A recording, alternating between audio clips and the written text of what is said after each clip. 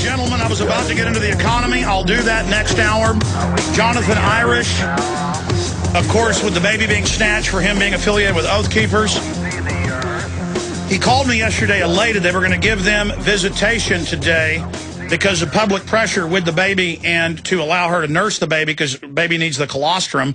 That first milk is so important. And in the visitation, with them there watching, she took the diaper off and there was blood coming out of the baby's vaginal area. The CPS is so hellish. They do so, ladies and gentlemen, and now there's a sheriff's deputy behind them, a sheriff's deputy in front of them. They're going to the hospital. Again, if you just joined us, this is dealing with a New Hampshire case where last Thursday they seized this family's newborn baby and put in the affidavit that's public that it was supposedly because he had been affiliated with Oath Keepers, and he just put on their message boards. They were surveilling him. And this is so incredible. There's a big protest tomorrow there outside of the court. We go to him now in the car, being followed by the police, going to the hospital, the baby in the ambulance. This is incredible. Mr. Irish, tell us exactly what happened. Well, I'm actually parking the truck right now to head in, so I'll make it quick. Stephanie and I had scheduled visitation with Cheyenne, our daughter, at 12:30 today. And when we were in the visit, Cheyenne was acting very odd. She was worrying me. She wouldn't wake up, so Stephanie thought, well, let's try changing her diaper, because sometimes when you change a baby, they wake up immediately. Well, listen, I know you've got to go in, so I'm sorry I missed your call 30 minutes ago. Quickly, tell us what happened. Stephanie started changing the diaper, and when Stephanie changed the diaper, there was blood in her diaper covering her vaginal area, smeared around her vaginal area. Now, it's key. The CPS was there, correct? Because they might try to blame you. Correct. Yeah, but they were in the room. Correct. And you said, what is this? Yeah, I said, what is this? What's going on? And the CPSW worker's jaw dropped. I mean, her jaw dropped. Oh, no, we're screwed. They know they screwed up. I gotta get into the hospital. Oh, my God. Oh, my God. Listen. As soon as you get the baby in, I'm going to call you. I need to go in with my daughter. Listen, you've got our hotline number. You called my cell. You need to call the hotline. Mr. Irish, do you have our hotline number, correct? Yes, I do. All right, we're going to text message it to you again. As soon as the baby's in, as soon as the examination's going on, as soon as you can call us, or they may try to set you up. Be very, very careful. Everything's recorded. I'll call you back, Alex. Thank you. All right, thank you. Oh, my God.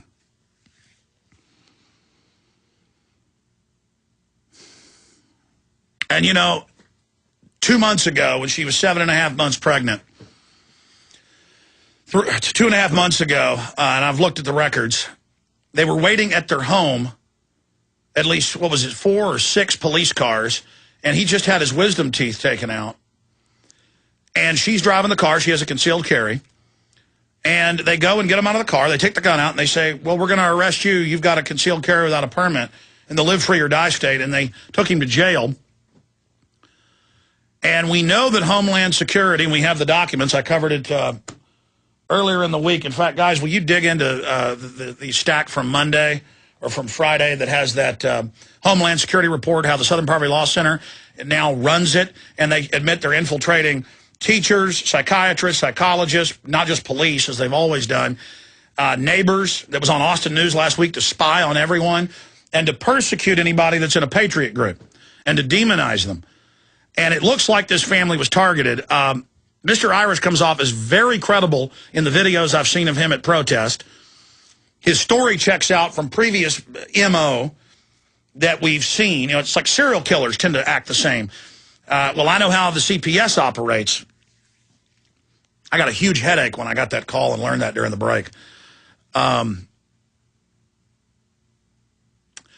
He's shook up right now. That's why he obviously called my cell that was in there plugged in instead of calling the hotline. Send him a text because he's pretty shook up. We'll send another and remind him this is the number to call. And he may have tried. We have the ringer on the hotline, right? Hamid Gul was on the hotline. That is what happened. But we have 2 hotline numbers. Perhaps we should send him both hotlines. My fault. I told you to send him the hotline 2 days ago, but I didn't think of that eventuality.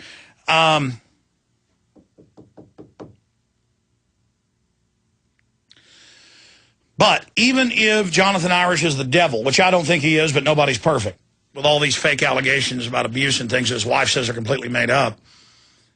That's what happens with divorces and things. You know, she was divorcing her ex-husband. That's where all this stemmed from, starting with the gun.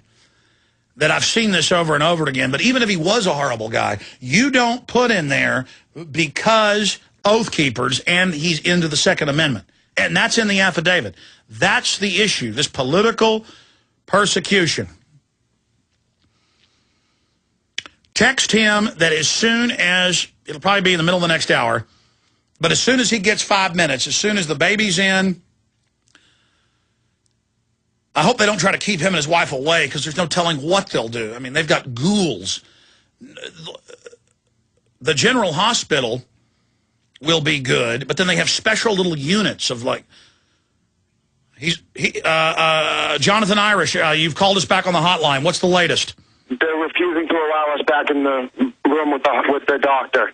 They're refusing to allow us in there with our daughter while the doctor's examining her. Okay, you need to get someone that has your power of attorney, family or some type of, quote, guardian as a witness to what they're doing. But this is so important. When you got visitation, you have, because I know how this works, the CPS is always in the room with you. They were there, and because they're going to try to blame this on you, but they were there the entire time. Correct. Okay, that is key. You know, these people, I don't want to get into descriptions here, but it's a baby. This is a medical issue. But how much blood? Did it look like there had been any trauma? I couldn't. It did look like there had been a little bit of trauma, but I'm not a medical professional. Oh. It also did look like there was a little bit of inflammation, and well, they probably just never changed her diaper. I mean, that's standard operating procedure. Children are in 5 times more danger in CPS custody than any other place. Headline, cover, Time Magazine, The Shame of Foster Care, 1999 issue. Sorry, go ahead. Well, there was also blood smeared around her entire area down there as well. Oh my gosh! I mean, so the baby's out of it. The baby's non-responsive. She keeps popping in and out.